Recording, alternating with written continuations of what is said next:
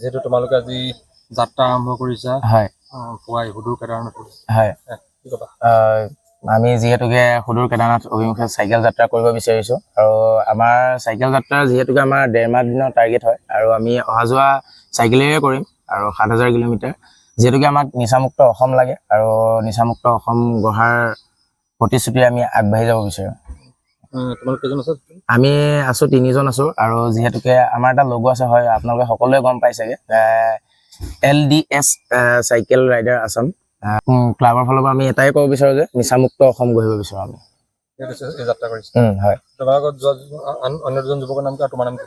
নমস্কাৰ মোৰ নাম শ্ৰী কুসুম্বৰ কুমাৰ দাস আৰু মোৰ লগত সহযোগ কৰিছে মোহিন পাহাৰীয়া আৰু এইফালে ভাৰ্গৱ গগৈ